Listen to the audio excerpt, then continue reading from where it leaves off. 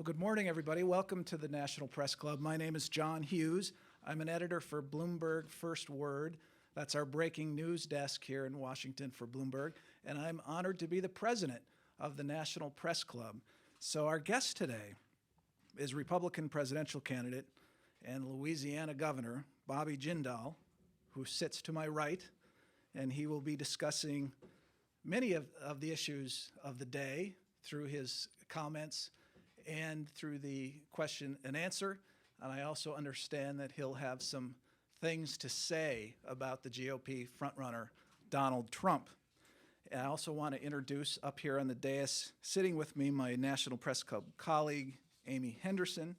Amy is the National Press Club Speakers Committee member, and she helped organize this event. And thank you, Amy, for all of your work in making this happen. I also want to welcome our C-SPAN and Fox and public radio audiences and remind you that you can follow the action on Twitter. Use the hashtag NPCLive. For those of you tweeting in the room, NPCLive, as well as those of you following on the internet. It's a good way to follow what's happening here in the room on social media. So without any further hesitation, I want to welcome to the National Press Club GOP presidential candidate and Louisiana Governor Bobby Jindal.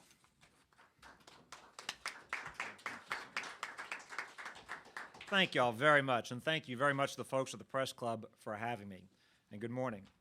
Look, today I want to put aside my own political mission, my own campaign, just for a moment. I want to talk about something more important than myself or any single candidate. The idea of America is slipping away from us. What do I mean by that? We're on the path towards socialism.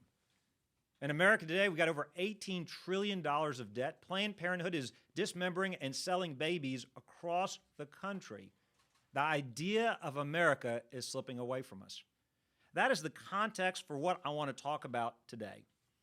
Yet there is a great opportunity for us to get our country back. There is a hunger to get America back. I see it in the polls. I see it in people's eyes in the early states. You see it all around us. People are hungry and eager to get the idea of America back.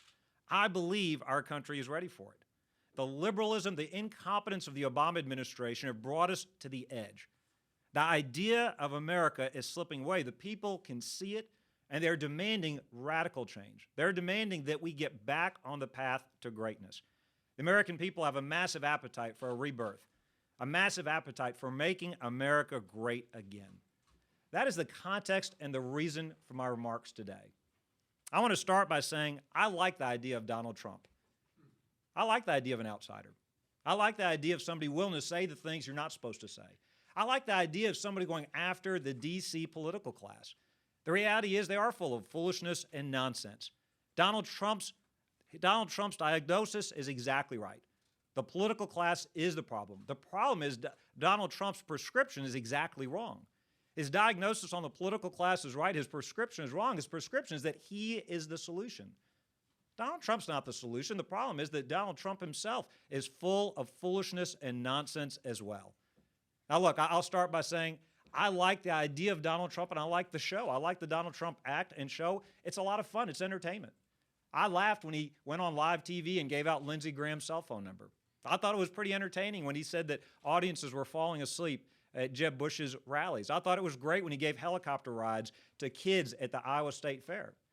It's been a lot of fun. But here's the problem. Donald Trump is not a serious candidate. He's a narcissist. He's an egomaniac. The only thing he believes in is himself. The reality is that I want to say what everybody is thinking about Donald Trump but afraid to say. Everybody knows this is true. This shouldn't be new. The idea of the Donald Trump Act is great. The reality of Donald Trump, however, is absurd. He's non-serious. He's a carnival act. Here's the truth about Donald Trump. Donald Trump is shallow. He has no understanding of policy. He is full of bluster. He has no substance. He lacks the intellectual curiosity to even learn. You can't argue policy with this guy. The only thing that Donald Trump believes in is himself. Look, he tells us that his health care plan is going to be fabulous. He tells us his tax plan will be really, really terrific. He is shallow. There is no substance. He doesn't know anything about policy. He has no idea what he's talking about. He makes it up on the fly. He doesn't believe in limited government. He has told us that. He, over and over, from his belief in socialized medicine to his desire for tax increases, he has told us over and over that he's got no problem with big, top-down style government. The only problem he's got with D.C. today, he has no problem with big, top-down style government. His only problem is he's not the one running it today. Donald Trump's not against big government. He's just against the folks that happen to be running it. Donald Trump is for Donald Trump. He believes in nothing other than himself. Look, he's not a liberal. He's not a moderate. He's not a conservative. He's not a Democrat. He's not a Republican. He's not an independent. Donald Trump is for Donald Trump. He's not for anything. He's not against anything. Issues don't mean anything to him. Policies, ideals are not important to him. He is for Donald. Donald Trump is a narcissist and he's an egomaniac. Now, that may sound like a serious charge to make, but it is something that everybody knows to be true. He knows it too. He celebrates it. He says Kanye West is great. Why is Kanye West great? Well, because Kanye West likes Trump. So therefore, Kanye West is great. He's an entertaining narcissist, but he's still a narcissist. Like all narcissists, Donald Trump is insecure and weak. He's afraid of being exposed. That's why he tells us always and constantly how big and strong and wealthy he is. Look, we all know that we've all met people like Donald Trump who continue to tell us how insignificant everybody else is. We know that only a very weak and small person needs to constantly tell us how strong and powerful they are. Donald Trump believes he is the answer to every question. Donald Trump is dangerous, but not in the way you think. The reality is we have an incredible opportunity to turn our country around. And the question for conservatives is this: are we going to rely and trust proven conservative principles? Or are we going to turn to a man who believes in nothing but himself? And that is the most essential question we've got to answer right now. Are we going to miss this great opportunity? Are we going to apply conservative principles? Or do we trust a man who believes in nothing but himself? That's what makes Donald Trump so dangerous. Many people think he's dangerous. They say, well, you wouldn't want somebody like that with such a hothead with his fingers on the nuclear codes. And yeah, that's certainly true. That's not the real danger. The real danger is that, ironically, Donald Trump could destroy America's chance to be great again. And as conservatives, we must not miss this golden opportunity. The Democratic Party has terribly, incredibly screwed things up. Look, they've run our country into the ground. They're destroying our economy. They've screwed up our foreign policy. We're about to allow Iran to become a nuclear power. They're running their weakest candidate who's running the weakest possible campaign. They are giving us this election on a silver platter. But if we blow this opportunity, we may never get it again. And this election is not just about the Republican Party or about conservatives. It is about saving our country. It is about rescuing the idea of America, making America great again. Donald Trump is not a serious act. He is not a serious person. Look, it's all just an act. It's all just a solo show. The joke's on us. He's laughing all the way to the bank or the polling station. P.T. Barnum was never more right than right now. Now, you may have recently heard that and seen that Donald Trump said that the Bible was his favorite book. Yet when asked, he couldn't even name a specific or a single Bible verse that was important to him, that had an impact on him. Well, do you know why? Well, it's clear Donald Trump's never read the Bible. The reason we know he's never read the Bible, he's not in the Bible. Folks, Donald Trump is not a serious person. This is a carnival act. These are serious times for our country. The Democrats have practically gift-wrapped this election for us. The whole thing is set up for us to win, and now we are flirting with nominating a non-serious, unstable, substance-free candidate. We cannot send this narcissist. We cannot nominate this egomaniac. Nominating Donald Trump is a certain way for us to ruin our opportunity to make America great again. Look, the silly summer season is over. It's time to get serious about saving our country. It's time to send Donald Trump back to reality TV. It's time to tell him, look, you've been great. You've been great for ratings. It's been great fun. You've been almost as good as Don Rickles. The show's been a blast. And he was right when he borrowed Ronald Reagan's theme, saying that we need to make America great again. We do need to make America great again. We do need to fire everybody in Washington. We do, in fact, need to get rid of political correctness. All of that is true. We can make America great again. But we will not do that by putting an unserious and unstable narcissist in the White House. Our country is worth saving. This is our time to save it. The conservative cause deserves more than a power-hungry shark. He eats whatever is in front of him. Sooner or later, we will be his next meal. This is our moment. This is our time. We can win right now, or we can be the biggest fools of all time and put our faith not in our principles, but in an egomaniacal madman who has no principles. If we nominate him, he will self-destruct in a general election. He may be the greatest gift, the last chance that Hillary Clinton actually has. But even worse, if you're a conservative, even if he were to win, it doesn't matter. He believes in nothing. We have no idea what he would actually do in the White House. Folks, it is time to get serious about making America great again. It is time for Donald Trump to take the ride down the elevator. It is time for us to tell him, Donald, you are fired. It is time to tell him we will not put an egomaniacal, unserious person in the White House. We need to put a committed conservative in the White House, one who will make our country great again, who will ignore the professional political class in Washington, D.C. Donald Trump's campaign is not about making America great again. It's about making Donald Trump great. Look, obviously, I think I'm the right man for this job, but the voters will make that decision. America is ready for a politically incorrect, committed conservative candidate. If I haven't been clear, I think the Donald Trump show has been entertaining. I've enjoyed him as a reality TV show star. But just because a lot of people like watching Kim Kardashian, we wouldn't put her in the White House either. He is an unserious, unstable, narcissistic egomaniac. It is time for us to put a serious, committed conservative. Let's make America great again. It starts by firing Donald Trump. Thank you, and I look forward to taking your questions.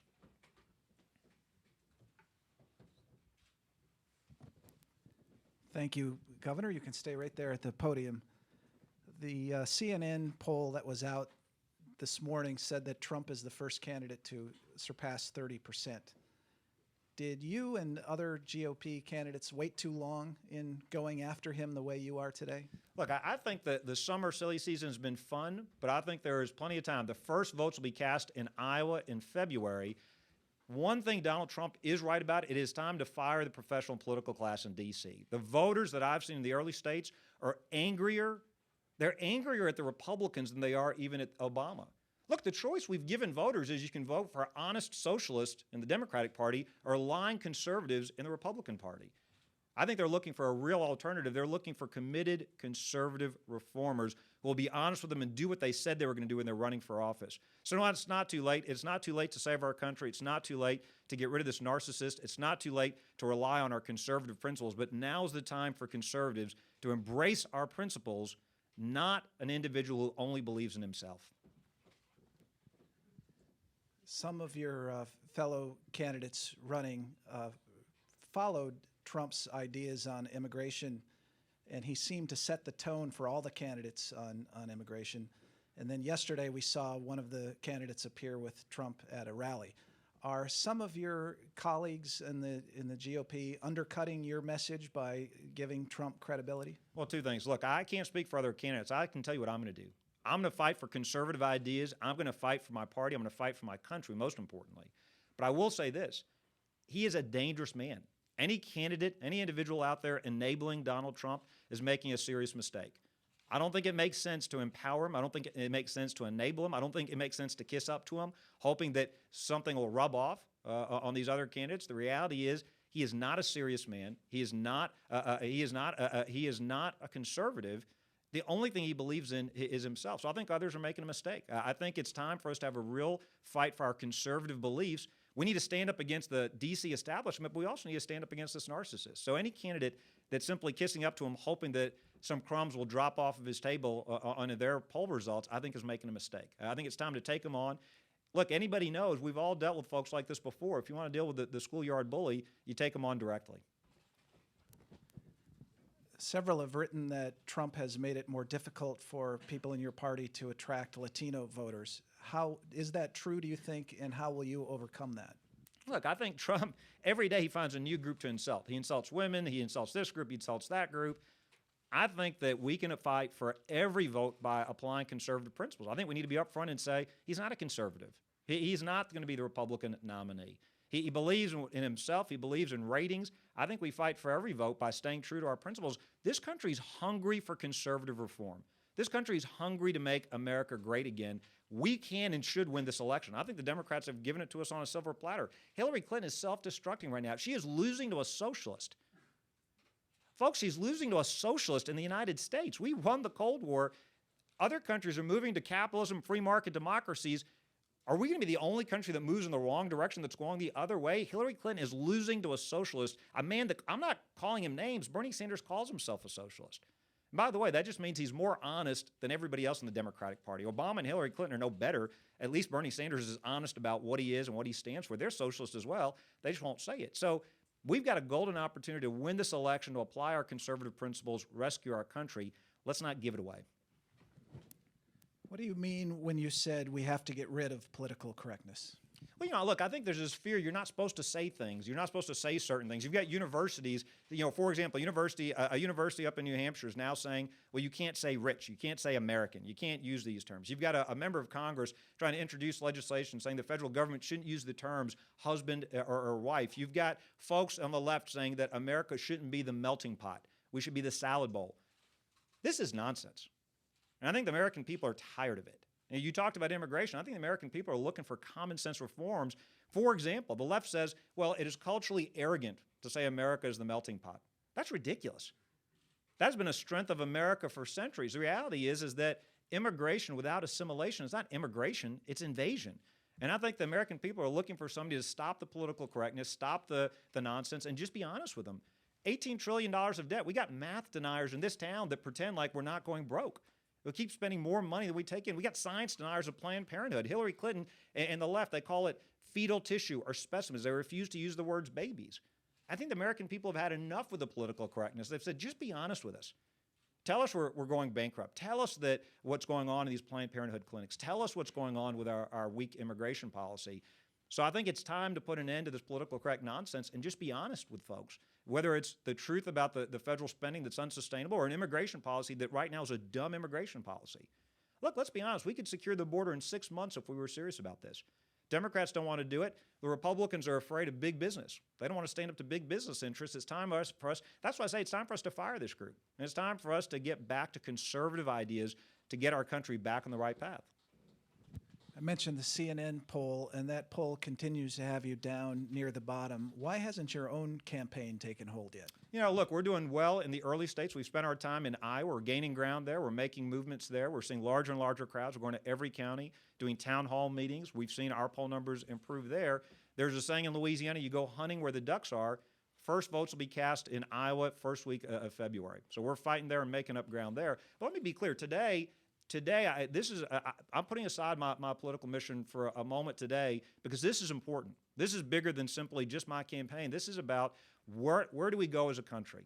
This is about the direction not only of the Republican Party and the conservative movement, but it's what do we do in the face of the fact that the idea of America is slipping away from us? Do we seize the opportunity to get back on the right path, or do we waste it because of this narcissist? Because we're all enjoying laughing at his jokes and his outrageous behavior. It's time to get serious.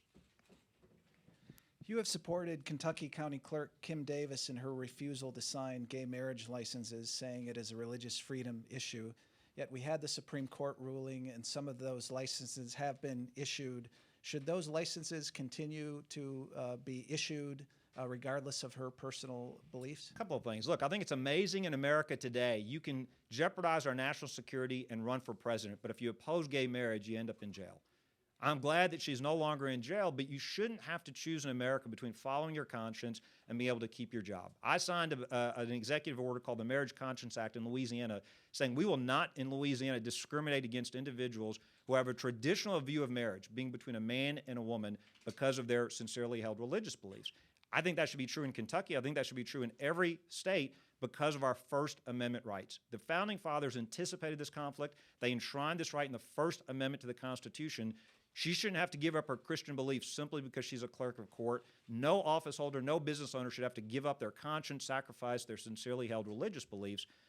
Religious liberty did not create the United States. The United States of America did not create religious liberty. Religious liberty created the United States of America. It is one of our foundational rights. Look, there's no freedom of speech, freedom of association without our religious liberty rights. So I'm pleased she's no longer in prison, but I don't think she should have to choose between following her conscience and being able to keep her job.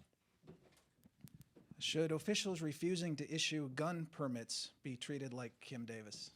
I'm not aware of a sincerely held religious conviction. Those that, folks like to make up all kinds of crazy hypothetical examples.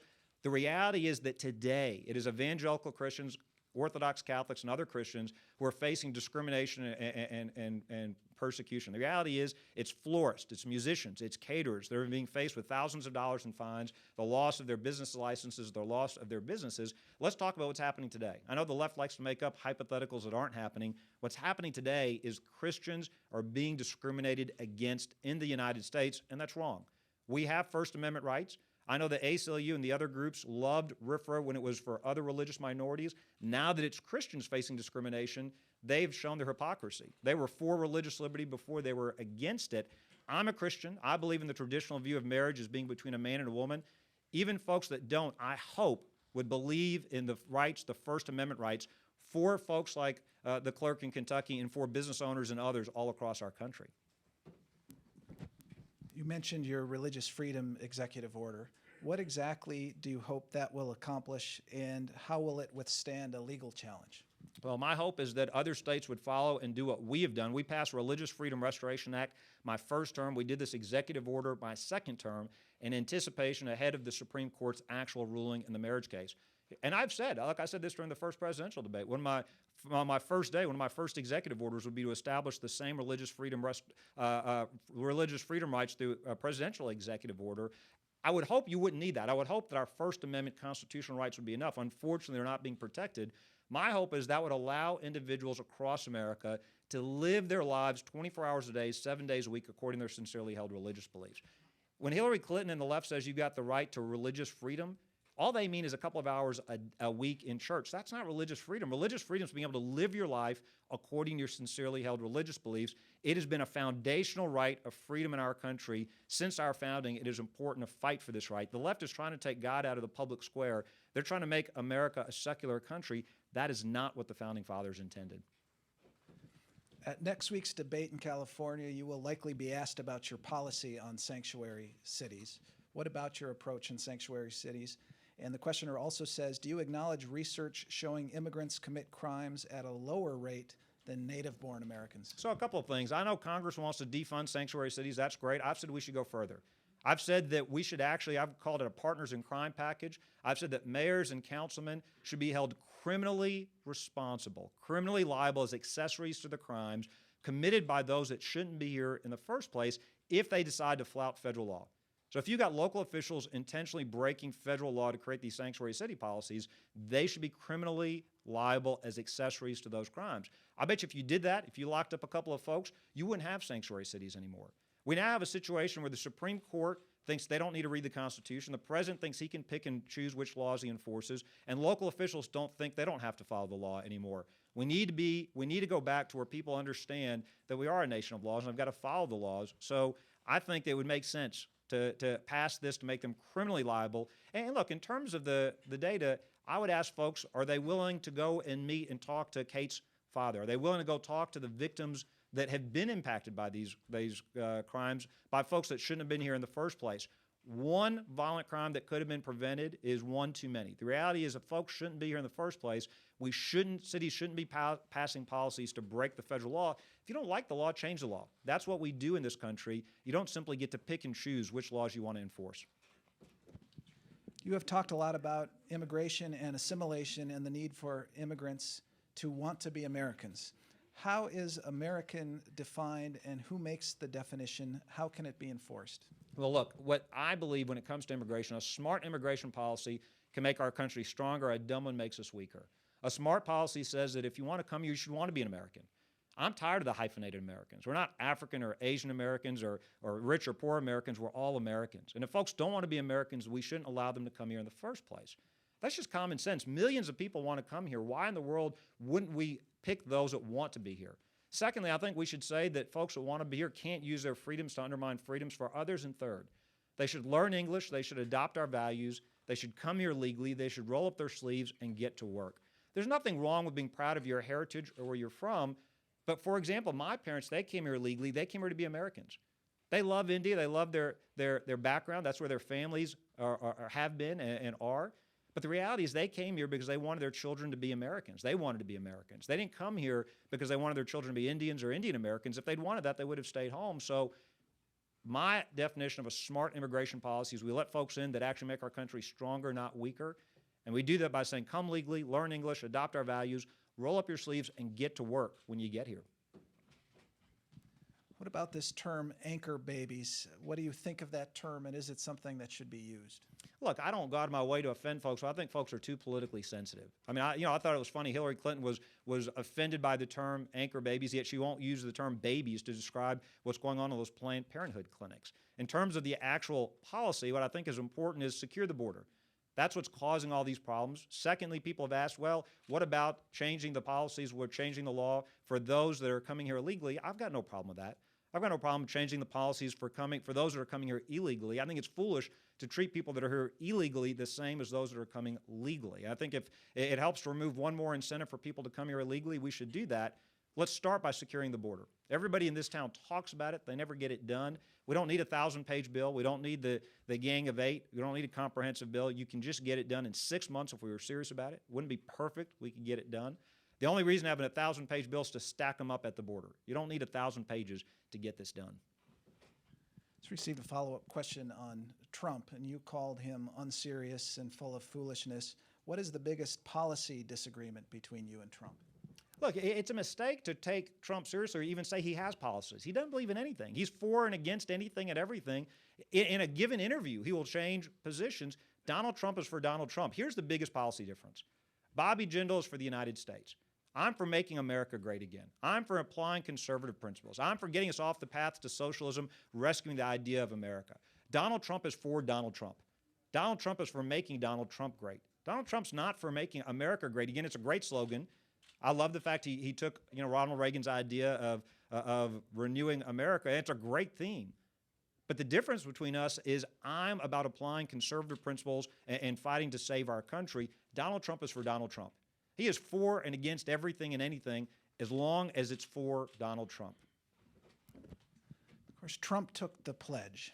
If he is the nominee, would you support him as the Republican nominee, or would you consider endorsing a third-party candidate? Look, the reason I'm here today is to avoid that hypothetical. The reason I'm here today is that he cannot be our nominee. Him being our nominee results in one of two very bad scenarios. One is that he implodes, the most likely scenario, and hands the election during the general election. He implodes during the general election, hands the election to Hillary Clinton. Or secondly, even if he were to somehow miraculously win, if he were somehow, maybe she implodes even worse than he does, and he somehow gets elected, we have no idea what he would do. We have no idea what he stands for. We have no idea what he believes. He has no ideology other than Trump. He's not serious. He can't be our next president, and that's why I'm here to avoid that hypothetical. And my message, by the way, it's not for somebody asked me earlier, is this about the D.C. establishment, or do I want the Republican Party to keep him off a debate stage? Absolutely not. If the Republican establishment attacks him, he only gets stronger. This is a message to the conservatives saying, we have a chance to apply conservative principles. Are we going to depend on our time-tested, proven conservative principles? Or are we going to turn to a man who believes in nothing but himself? A narcissist, an egomaniac, an unstable, unserious man who only believes in himself. He's great entertainment value. He's great for laughs. Give him his TV show. Give him another TV show. He'd be great. I bet you he'll have great ratings. But don't put him in the White House. Don't put him in charge of Supreme Court nominations. Don't put him anywhere near the nuclear codes. What makes him dangerous is that he could blow this opportunity we have to rescue our country. Would you comment on the activities in Congress on the Iran nuclear deal, and should funding be withheld to implement that deal, even if it would result in a shutdown of the government? Yeah, look, a couple of things. One, let's look at where we are today. This is an awful deal. But let's look where the Senate is today. Yesterday, there were reports coming out that the Senate may not even vote on this bad deal. Now, there's an act of courage for you. What was the point of getting the majority in the Senate if we're not going to force every single senator to take a stand on where they stand on this very bad deal? Secondly, the Senate got conned by President Obama. What do I mean by that? So they signed this very bad bill that instead of a two-thirds vote, the way it should normally be to approve a treaty, it now takes a two-thirds vote to reject this bad bill. Only one senator had the courage to stand up against the Corker bill, and that was Senator Tom Cotton, and good for him. None of the other Republican senators stood against this bad bill. None of those that are running for president, not Ted Cruz, not anybody else, stood against this bad bill. So instead, now what we've got is the Iranians conned President Obama. President Obama conned Senate Republicans. The only group he is apparently able to out-negotiate are Senate Republicans. You know, everybody else takes advantage of him. Dictators all over the world walk all over him. He's an easy mark for the Castro brothers, for Iran, for Russia, for Putin. The only people that he seems to outmaneuver are congressional Republicans. So you've got the Senate who got conned by President Obama. Now you've got others on the Hill debating about whether they should, for example, one of the debates now is whether they should get rid of the so-called filibuster rules. Should they exercise the nuclear option? What better time to use the nuclear option than actually prevent Iran from becoming a nuclear power? You want to talk about a real nuclear option, that would be Iran, this terrorist state, becoming a nuclear power. American policy has been not to negotiate with terrorists.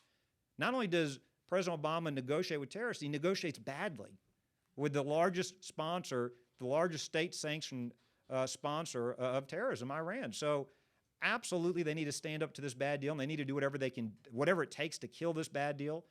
And it won't stop with Iran, by the way. Once Iran gets their green light, you're going to see the Sunni countries, the Saudis, the Egyptians, the Turkeys, maybe going to Pakistan. We could be starting a nuclear arms race in the Middle East thanks to this very bad policy. This is a threat to Israel, to Europe, to America. Absolutely, Congress should do whatever it takes to stop Iran from becoming a nuclear power. And in part, that starts with stopping this very bad deal. Questioner mentions that many generals, including Colin Powell, support the deal, and the European allies are on board. Does that acknowledge that this deal really is a tough call, and why are there so many people of prominence supporting it if it's going to be so detrimental? Well, look, I'll actually do something unusual. I'll actually agree with President Obama for once. Let's go back and remember what he said a good deal would look like. He said all along, when you remember way back when, this was going to involve Iran giving up their centrifuges, Iran giving up their enriched uranium, Iran allowing anytime, anywhere inspections. We didn't get those things. Instead, Iran's going to get over $100 billion to continue supporting Hamas and Hezbollah. Instead, they're not releasing their American prisoners. They're chanting death to Israel, death to America. This is a bad deal, and this is going to lead to a nuclear arms race in the Middle East. Look, you folks can throw names all around. It'd be like me saying, well, Schumer and Cardin are against it. Does that show that this isn't just partisan, that there are senior Democrats that also understand how bad this deal is? But at the end of the day, let's judge this deal for ourselves. I think Americans are smart enough to see through all the smoke and mirrors and say that basically the Obama administration's position boils down to we're weak, we can't negotiate a better deal, so we have to take this because this is the best deal we could do. This may be the best deal that Obama could have done. It's not the best deal that America could have done. We could have done a lot better. We had a lot of leverage, and we still do with falling oil prices. We have a lot of leverage. He had the unified international community with sanctions. He could have done better than this deal. So I think it's a weak argument for him to come back to us and say, well, I got this very bad deal and it's better than no deal. That's nonsense. He should never, I think they start off with that posture. They didn't say that explicitly, but that has been throughout their actions.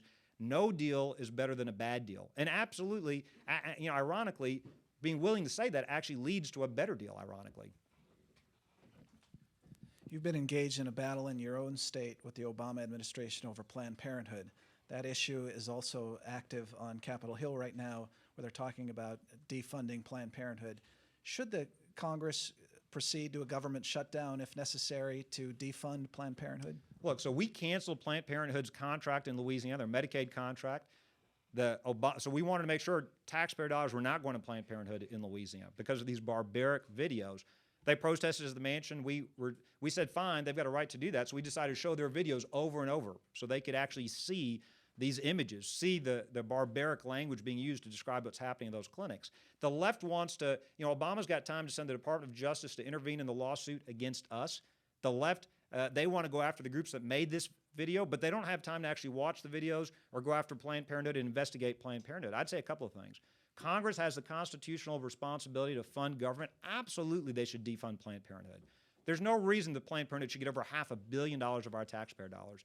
And if the Republican Party cannot make protecting innocent human life a winning issue nationally, I'm led to ask, what good is the Republican Party? I mean, this is ridiculous. If we can't win this fight now, what is the point of having the majority in the House and the Senate? To answer your question, I don't think President Obama should shut down the government simply to try to preserve funding for Planned Parenthood. I think that'd be a mistake, and I don't think the president should do that. I do think Congress should send him legislation that funds other priorities without funding Planned Parenthood, and I don't think the president should then choose to shut down the government over this issue. I have said this. Planned Parenthood better hope that Hillary Clinton wins the next election, because under President Jindal, I will send the IRS, the Department of Justice, to investigate them. I got asked about that after the debate when I said that. I'll be clear, we will send the Department of Justice, the IRS, the EPA, OSHA, any other federal agency we can find as well. What you are seeing in those videos is barbaric. Louisiana has been the most pro-life state 6 years in a row under my leadership, and I'm proud of that. But even those that aren't pro-life, I hope would be offended by what they see in those videos. Even those that aren't yet pro-life, I hope their consciences would be woken up by what they see in those videos. What about the portion of Planned Parenthood funding that go for birth control and to prevent abortion? Should that be allowed to go through, or should that be cut as well? You know, in Louisiana, there are 2 clinics operated by Planned Parenthood. They last year they billed for less than $300,000 to the state out of $19 million we spent on reproductive health and similar family planning services for men and women. The reality is there are hundreds of other providers where men and women and patients can go in the state of Louisiana. There are many, many other providers across our country that are not using their resources, their facilities for these barbaric acts. I think this is a smokescreen by the left. It is time for us to defund Planned Parenthood. It is time for us to investigate Planned Parenthood. I've launched an investigation in Louisiana. We've asked the FBI, we've asked the state of Texas and others to join us in that investigation. We can provide these services without funding Planned Parenthood. There's no reason for them to get one more penny of our taxpayer dollars. And there needs to be an investigation, not into the states trying to defund them. I know that the president doesn't have time to watch these videos. He's got time to send attorneys to Baton Rouge to fight us. He should make the time to watch these videos. He should make time to actually investigate Planned Parenthood.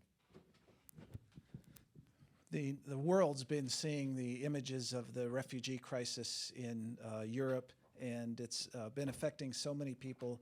What would you support the U.S. taking in more refugees, and if so, how many, and what is the long-term solution? No, to the answer to the first question. Secondly, look, America is the most compassionate country in the world. There's no country that compares to us when you look at what we spend and what we do to care for those that need help. And I'm proud of that tradition, and that tradition should continue. We've got an established refugee process. We've got established programs. But the reality, the reason I say no, we shouldn't be taking in more people today is that, and we shouldn't be short-circuiting that process that vets folks and makes sure that folks aren't coming here with dangerous backgrounds, is that is trying to put a Band-Aid on a very, very serious problem. Let's be very honest. The reason we have this refugee crisis today is absolutely, you can draw a straight line back to this president's failed policies. Remember when he said there would be a red line in Syria, and Assad better not cross that line. Assad used chemical weapons, and the consequences didn't follow. Well, many bad things happened. The so-called moderate rebels, their numbers dissipated. We saw Sunni allies like Turkey and others hesitate in terms of trying to fully join the fight against ISIS, and only now beginning to commit more and more resources. We saw Syria continue to dissolve and fall apart. We saw Russia and Iran continue to prop up Assad, and today that effort intensifies with more reported deliveries of weapons and potentially manpower as well. We are seeing the direct result of this president's failure to lead. His administration's policy so far has been described as leading from behind. He doesn't understand that American strength leads to peace and stability, that weakness is provocative to evil and our enemies. It is one reason that ISIS, the so-called JV team, has now grown and is occupying so much territory in Syria and Iraq. So the reason we're seeing this refugee crisis, in large part, you can draw a line back to our failed policies in the Middle East, this administration's failed approach. The long-term approach, Assad has to go. We have to hunt down and kill these radical Islamic terrorists. We need to destroy ISIS. We need to take the handcuffs off of our military, get the job done. Otherwise, we're just going to continue to watch millions of displaced refugees. And the answer is not simply for America and our allies to continue to take more and more people. We need to go and actually solve the underlying problem that's causing this refugee crisis. How many U.S. troops would you be willing to commit to destroy ISIS? Well, look, I think two things. I think the president should take the ban off of ground troops and the 3-year deadline out of the authorization of the use of military force. I think we need to be arming and training the Kurds directly today, not waiting and going through Baghdad. I think we need to be encouraging our Sunni allies by being more resolute when it comes to the removal of Assad. I think that we need to go to the commanders, the military commanders, and say, give us a realistic game plan to wipe them out, to hunt them down and kill them. That may or may not involve ground troops, but we need to be doing, here's the ironic thing. Preparing for war is the best way to avoid it. A stronger America deters our enemies and encourages our allies. You want to destroy ISIS's ability to garner new recruits and new resources, destroy their ability to hold land. They're different from al-Qaeda. They need to be able to establish the so-called caliphate. We destroy their ability to hold land. We destroy their ability to build the so-called caliphate. It destroys their ability to gather new recruits and new resources. Instead, this president goes to the Pentagon and says we're going to have to engage in a generational conflict to win over their hearts and minds. We're not going to win this conflict with guns. That's ludicrous. If Patton and Eisenhower had said that in World War II, the French would be speaking German today. That is a ridiculous approach. These are evil barbarians. They're burning people alive in cages, raping, crucifying, torturing Christians, other Muslims, other religious minorities. You can't engage in changing their hearts and minds. You got to hunt them down and kill them before they come over here and kill us. We need a president with a moral clarity and honesty to tell us about the enemy we face. That enemy is radical Islam. I know this president doesn't like to use those terms. He loves to apologize for and criticize America, but he doesn't like to talk about radical Islamic terrorism. That is the enemy we face. It sounds like you would be willing to commit ground troops if necessary, but hard to know at this point how many that would take. Well, look, I'm absolutely willing to do whatever it takes to wipe out radical Islamic terrorism, to defeat and hunt down and kill ISIS before they attack us at home. And the best answer any commander-in-chief should say is we'll never take any option off the table. We'll listen to our military commanders and come up with a plan that actually wipes them out. What this president has done over and over, more than any president I can remember, is tell our enemies what we won't do. I don't know why we would ever go into any conflict and tell folks what we won't do. I don't want our military in a fair fight.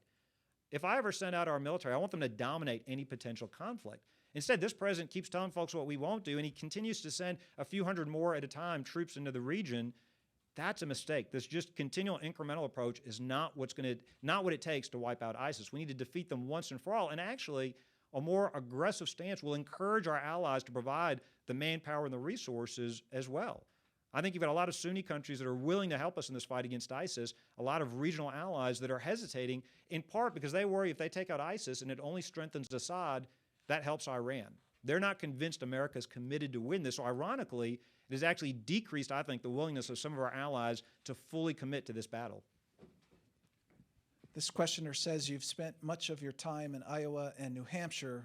What are your plans or strategies for South Carolina, and will your message and strategy be different in the more diverse state? I will be going back. We were in South Carolina with Senator Tim Scott doing a town hall meeting in the last couple of weeks. We'll be going back there next week. Look, we're going to compete in every state. And no, unlike other candidates, my message doesn't change from our audience. I think that voters are smart enough and tired of politicians who tell them what they want to hear. My message is the same for everybody I talk to, and I think that message resonates and works. Conservative principles are what are needed to get America back on track again. The reality is, I believe in limited government. We need to shrink the government economy, grow the American economy. I'm the only candidate that has reduced government spending. There's not two. A whole lot of people talk about it. We got 9 governors, former governors running on the Republican side. I'm the only one that's reduced government spending. We got a bunch of senators talking. They've never cut anything. Look, they give great speeches. They give great filibusters. They pat themselves on the backs. I'm glad they've got big bladders. That's not enough to make them the next president of the United States. My message will stay the same. We need somebody who's going to cut the government economy, grow the American economy, get America back on the right path. I believe that's a message that works in Iowa, New Hampshire, South Carolina, and every one of the 50 states. What do you think of the Black Lives Matter movement, and has it made a positive or a negative contribution to discourse? Look, I think all lives matter. And I think it's amazing that a Democratic candidate for president had to apologize for saying that. All lives matter. Now, certainly when bad things happen, and we've seen some of these incidents, it's a tragedy. It needs to be investigated, prosecuted. That's somebody's child. I don't care what color they are. And if they've been mistreated, that doesn't need to be tolerated. It shouldn't be tolerated in our society. But for every incident like that we see, we need to remember there are thousands of other incidents we don't see where our police or our law enforcement are performing heroically, or running towards danger to protect us. And unfortunately, that doesn't get the attention that it deserves. We don't see that nearly as often in the media. We don't hear those stories. Look, I've had enough of all the division in our country. I think that we've been divided too much by ethnicity, by race, color, the color of our skin. I think that treating people differently by the color of their skin is the dumbest way to treat people and should not be accepted. Now, is there racism in our society? Sure. Is there stealing and lying and cheating? Sure. There's sin in our society. We should do everything we can to eradicate it while acknowledging, as long as we're human beings, there will be sin in our society. That's not to excuse it or tolerate it. We need to be relentless in trying to eradicate it from our society. I think one of the things we can do is stop trying to divide ourselves. Enough of the hyphenated Americans. We're all Americans. It shouldn't matter what color our skin is. We're all created equal in God's eyes. We're all valuable because we're created in His image. Speaking as a governor, who was a congressman, what is your take on the conservative frustration with the GOP Capitol Hill leaders? And what is your message to GOP Capitol Hill leaders? I viewed it like I was sentenced to 3 years in Congress. That's what it felt like. The reality is, I absolutely agree with and understand the frustration. So the Republicans get the House and the Senate back. We get the Senate back. We had the House last year. What changed? We were told by our leaders they were going to take on amnesty and get rid of Obamacare. Nothing happened. Now they're already giving up before the fight even starts on Planned Parenthood. I want to give a backhanded compliment to Reid and Pelosi and Obama. At least they fight for what they believe in. They used every parliamentary trick in the book to cram Obamacare down our throats. I disagree with the law. I think they suspended the law, they ignored the law, they violated the Constitution. They fought like crazy for their beliefs, for socialism. Why won't our side fight just as hard? Now, we should obey the law, we should obey the Constitution. Why won't our side fight just as hard? I want to see us fight and win, but I at least want to see us fight. I think the only way to fix this is term limits. I think we've got this permanent political ruling class in D.C. that thinks they're different from us, better than us, they don't have to follow the same rules as us. I think that's a mistake. I think the frustration is real. And I said this earlier, let me repeat this. Look, I think too many voters feel like their only choices today are honest socialists and lying conservatives. They got honest socialists who will tell them that, yes, we want government to take over more and more of your freedom and take over more and more of the economy. And they've got lying conservatives saying, oh, we'll do these things, and then don't do them when they actually get elected. I think they're very frustrated, and I think that the Republicans on Capitol Hill need to hear that message. I think that you could see a wave election coming this next year, and a lot of these guys might be surprised if they're not careful. I think it's time to fire the group. I think it's time to get some folks that actually live under the same rules they want to pass for the rest of us. I think it's time to get some leaders in this town that understand we've got to shrink the government economy, not slow the growth rate, actually shrink the government economy if we're going to grow the American economy. You mentioned Obamacare, and you have long been regarded as a healthcare expert. What do you think the realistic chances are that a GOP president and Congress really could repeal Obamacare, or is it just something Republicans are going to have to learn to live with and maybe be able to adjust? No, we have to fight just as hard as they fought to get Obamacare. We need to fight just as hard to get rid of Obamacare. This is a program, the longer people are exposed to it, the more frustrated they are with it. Look, fundamentally, I've got a lot of problems with Obamacare. It makes no sense to create an entitlement program when we can't afford the government we've got. It makes no sense to increase taxes, to decrease access, to when it comes to high deductibles and tight networks. It makes no sense to have bureaucrats interfering between doctors and their patients. It makes no sense to spend money we don't have. But maybe the most important defect in Obamacare is that it reduces patients' freedoms. We don't need the government to tell us what kind of insurance to buy. We don't need the government to tell us how we should be getting our health care. And Republicans need to fight for that principle of freedom. I was the first candidate to offer a detailed plan about how do you repeal and replace Obamacare. It's got 16 specific components on it. It actually does what the president said he wanted to do, which was to reduce costs. Remember, he was against the individual mandate and the Cadillac tax when it was McCain's and Hillary's ideas in the 2008 election until it was actually in his bill. Now there's a second candidate that's offered a plan, and I want to commend Governor Walker for offering a plan because you shouldn't run for president unless you're willing to tell folks what you're going to do. But I disagree with this plan in two specific areas. One, he creates an entitlement program when we can't afford the entitlement programs we've got today. And secondly, he has the government subsidize potentially every American's health care from birth to death as a way to get to universal coverage. He doesn't tell us how he's going to pay for that. One estimate was it would cost over $1 trillion. And that's the D.C. way to spend money without telling us where you're going to find that money. But my point is bigger than Scott's plan. My point is this. Yes, Republicans need to fight to repeal and replace Obamacare. And I say replace because I think we have to offer our own solutions. I don't think those solutions should involve creating a new entitlement program. Those solutions should not involve the government subsidizing every single American's health care. My plan instead lowers costs, targets assistance to the truly vulnerable, those with pre-existing conditions, those that can't afford their health care. That is the better approach. This questioner says that as governor, you have had trouble striking a budget deal in Louisiana and have had plenty of struggle with legislators in your own party. How does that bode for how you would work with Congress if you were elected president? No, the reality is we've actually balanced our budget 8 years in a row without raising taxes. We've had 8 credit upgrades. We've actually cut our state budget 26%. We've got over 30,000 fewer state bureaucrats than the day I took office. I don't think anybody's cut more spending anywhere, anytime, any place. I think that's a great example for what we need to do in D.C. We've always passed our budget before the end of the session. We've always passed our budget before the start of the new fiscal year. We've never done these, unlike D.C., we don't play these games. We don't kick the can down the road. And yeah, we fought for our principles. And yeah, we've said we would veto any budget that includes tax increases. I think folks are looking for a president who will stand up and fight with Congress, with the left, with the media for our conservative principles. The results speak for themselves. Not only in Louisiana do we have we had 8 credit upgrades, we've also are now a top 10 state for private sector job creation. We have more people working in Louisiana than ever before, earning a higher income than ever before. Our per capita income ranking is now higher than it's been ever in our state's history. And so I think that it shows when you cut the government economy, you can grow the real world, the American economy. Now, again, in D.C., we've got too many Republicans that aren't willing to fight. They want to go along to get along. That's not the kind of governor I've been. That's not the kind of president I will be. I think that's what voters are looking for. We just passed the 10-year anniversary of Katrina.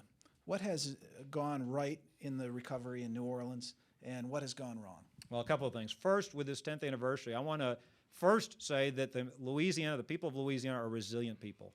They got knocked to their knees, but they didn't stay there. They got right back up. And it was hard, but that leads me to my second point. Before I get to the specifics about the recovery, I want to thank the people of America. I referenced this earlier. We're in an incredibly generous country, most generous country in the world. People from 49 states came to help us. They sent their resources through church groups, school groups, civic groups. They didn't wait for government permission. They just rushed towards the Gulf Coast to help us. And I want to thank them for that. We've seen that generosity for 10 years. We continue to see that generosity today in our state. In terms of what's gone right, you look in New Orleans, you look at a few examples. The educational system is stronger than it was before the storm. Over 90%, nearly 100% of the kids are in charter schools, doubling the percentage that do reading and math on grade level in 5 years. Cohort graduation rates went from just about half to now 3/4. Highest graduation rates now in the state as well as in the city of New Orleans. In New Orleans, you've also seen the percentage of kids in failing schools was over 60%. Now it's less than 10%. I think it's been one of the most dramatic turnarounds of a large school system anywhere in our country. Now, there's still a lot of work to do, but there's been dramatic progress in a short period of time. There's a brand new university healthcare system with outpatient clinics so folks don't have to go to the emergency rooms for their routine care, their preventative and their primary care. The city is in the process of rebuilding public housing better than it was before in terms of integrated housing. The economy has rebounded and is growing again. So there are a lot of positive things. There's still work to be done. There's still work to be done in terms of, in particular, communities and neighborhoods. There's still work to be done, and we shouldn't be satisfied until everybody that left has the opportunity to come back. Now, the state's population is larger than it was pre-Katrina, but when you look at the greater New Orleans area, it's about 90% of the population is back, and that's a little lower it's actually lower in the city itself. So there's more work to be done. So everybody that left feels like they can come back if they choose to come back. But a lot of work has been done. And I will say again, the most important thing I want to say out of all that is to thank the people of this great country. This is a very, very generous country. And again, people, even before there was government permission, ran to help and sent their resources, and they're still doing that. Do you support offshore drilling, and are you concerned about the impact it could have on the Gulf seafood industry? I do support offshore drilling. I'd say a couple of things. When it comes to, I've released a national energy plan that would allow states to opt in and expand more opportunities for producing energy in our federal lands and waters. It would actually allow those states to participate in royalty sharing. I think that is a smart way to give states the incentives and resources and to be partners in the development of our domestic energy resources. It's been great for our economy. It's also great for our manufacturing economy. More domestically produced energy, I'm an all of the above guy. More domestically produced energy means lower rates for consumers and businesses, but it also means we can attract manufacturing jobs from overseas back to America. And in Louisiana, we've got $60 billion of projects coming into our state, over 90,000 jobs. Many of those are coming in large part because of affordable energy. In terms of our seafood industry, we love the outdoors. In Louisiana, we call ourselves Sportsman's Paradise. It's our state motto. It's who we are. It's on our it's our logo, if you will. And so absolutely the industry and a thriving seafood industry can and do coexist in many ways. Many recreational fishermen will tell you some of the best fishing is actually around those platforms, those deep water platforms. Many charter guides will tell you that's where they take their customers routinely to go out there and fish. So I don't think it's either or. I think you can have affordable energy. I think you have a strong economy. And I think you can protect your environment. And I think it's only the left that thinks you have to choose. It's only this president that thinks you have to choose. You can do it all, and we are doing that in Louisiana. Governor, you have a minute to catch your breath. You've been answering questions nonstop. I appreciate you jumping up and down. You're getting your exercise today, so thank you. Just want to remind our viewers that the National Press Club is the world's leading professional organization for journalists. We fight for a free press worldwide. And for more information about the club, go to our website, that's press.org. And to donate to our nonprofit Journalism Institute, go to the website press.org/institute. I'd also like to remind you about some upcoming programs.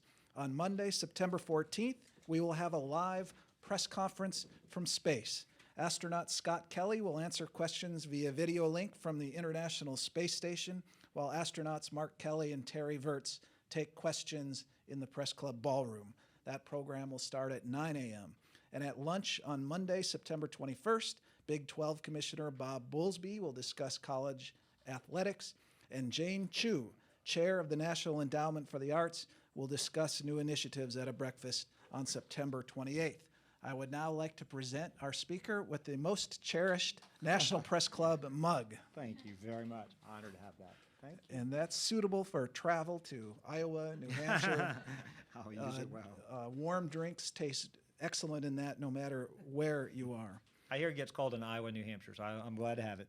So we're down to just a few final questions. If you win the nomination, I think it's safe to say you would not consider Donald Trump as your running mate. I hope I've made that abundantly clear. Who among the other candidates might you consider as a running mate? Well, look, let me tell you the kind of person that I would look for in a running mate. Too often I think these are made based on political considerations. I think that's nonsense. Too often you hear folks say, well, you got to look for balance or geography. Two things I think should matter. The most important thing is, can this person do the job? Meaning on the first day, God forbid, if they're called in to actually take over and be president, are they up to that task? And that's the most important qualification, period. Secondly, I'm looking for somebody who shares my conservative beliefs. Somebody who understands we need to shrink the size of the government. We need to fight for religious liberty. We need to grow our American economy, not the government economy. Somebody who understands that we have to solve this immigration crisis. We got to secure the border. Somebody who understands we got to repeal Obamacare. Somebody who understands we've got to make America, we got to rescue the idea of America, make America great again, to borrow the phrase. We do have to make America great again, but we have to rescue the idea of America that's slipping away in front of us. So for me, it's not about balance, not about electoral votes, it's not about geography or political considerations. It's, is this person qualified? And secondly, did they share my conservative beliefs? Too often, Republicans, we win the election, and then, unlike the Democrats, we don't govern the way that we promised, the way that we talked. And the reality is, this next president will be in a position to appoint Supreme Court justices, will be in a position, I believe, to really decide whether we seize this opportunity to rescue America, rescue the idea of America slipping away. And again, my appeal to conservatives is, let's rely on our tested conservative beliefs. Let's not rely on a narcissist who only believes in himself. This is a critical election, a critical moment for our country. Let's not waste the opportunity the Democrats have given us by betting on an entertaining narcissist. He's funny, we can laugh at him, we can watch him, but that's not the path to rescuing our country. Governor, we're out of time. Could we give a round of applause to Governor Jindal for being with us today? Thank you all for coming out. I want to thank the National Press Club for being such gracious hosts. It was great to be back here. I've been here before. Thank you all very much for hosting us and having us. And I'd also like to thank our National Press Club staff, including the Journalism Institute and Broadcast Center, for organizing today's event. I also want to remind you that if you would like a copy of today's program or to learn more about the club, go to that website, press.org. Thank you very much. We are adjourned.